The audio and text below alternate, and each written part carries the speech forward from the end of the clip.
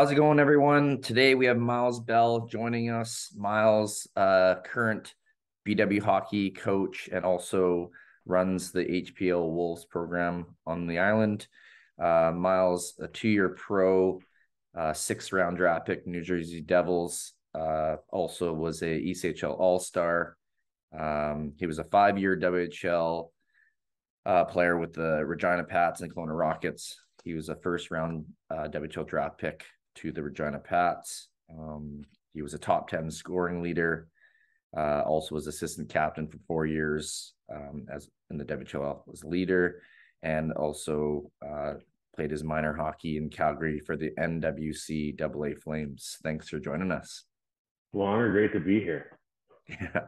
I think as we go into this chat about whether it be your past hockey experience and journey from minor hockey right through to your pros, or your mentors and leaders that impact you right up through your life. Before we get going, you forgot to mention that you were my mentor in Evansville in the East Coast League.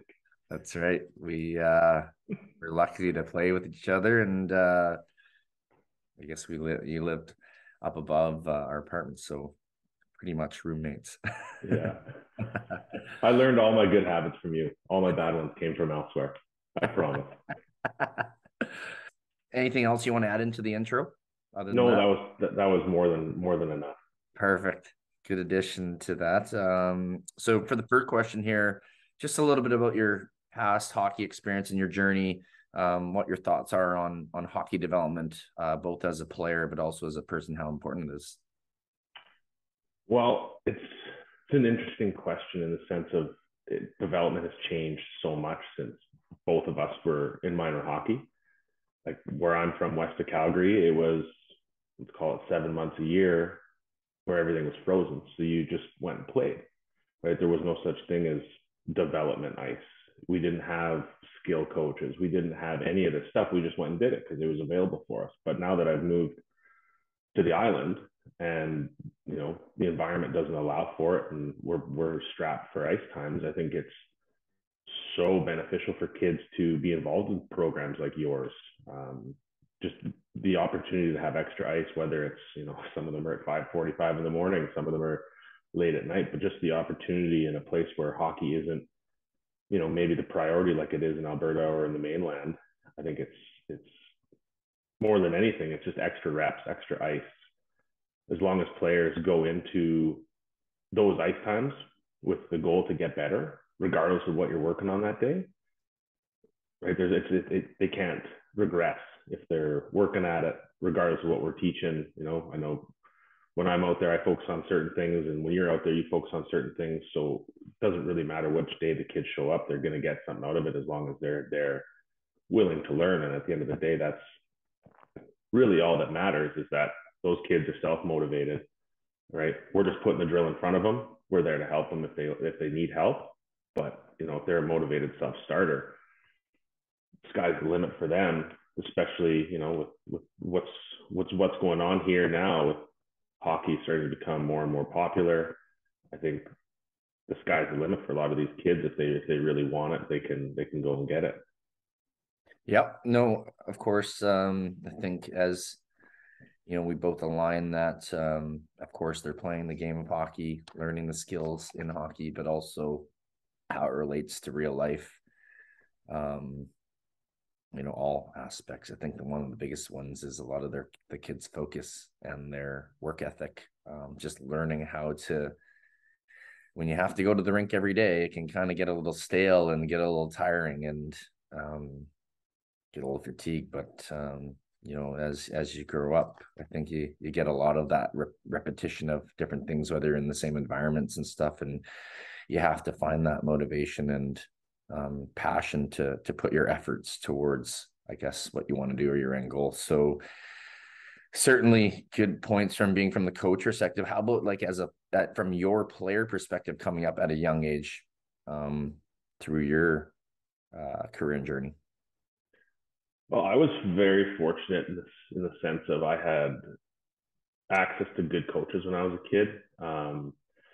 Started out probably around well, I would say Adam, maybe novice or Adam. Um, I was lucky enough to join a spring program that was run by a guy named Rick Alexander, and he's still a very successful skill coach in Calgary. He's been at it for probably 30 years after his European career. So that kind of was my first, let's call it, taste of extra hockey, right? That was spring hockey.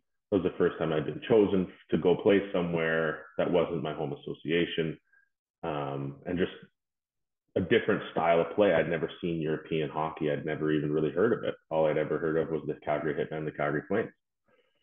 So being able to see that, oh, there's a different way to play hockey than, back in the late 90s when I would have been a big Flames fan. What did the Calgary Flames do? They dumped the puck in and they went and ran people. So that was what I thought hockey was. That was what I fell in love with. But then comes along this other guy who's like, oh, no, no, no, it's skills, it's puck possession, it's this, it's that, so many different things. It really expanded my view of the game, and you know, kind of pushed me in a direction of, oh, maybe being skilled is a way better idea. Maybe I don't just have to be a big prairie kid. I can go out there and I can be skilled. I can make plays, and so on and so forth. And then fast forward a couple of years, I lucked out and Dave Lowry became my coach. And those years with him were less about you know skill and puck possession. They were all about habits, and that was all Dave really preached to us was habits.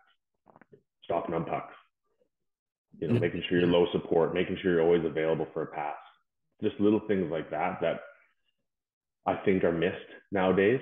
We're so hyper focused on stick skill and skating skill, and we lose out on certain things that are, in my opinion, if you play the game the right way, you played the game probably more correctly than I did, in a sense, right? And good things always happen for you, right? Because you're always in the right position, you're always responsible defensively, and if you're a couple steps coming in late to a zone, well, good things typically happen for you, right? If you're not trying to cheat the play and trying to go get your so-called cookies, right? Those are what develop you into a great hockey player, and those are the things that Dave Lowry really ingrained into us.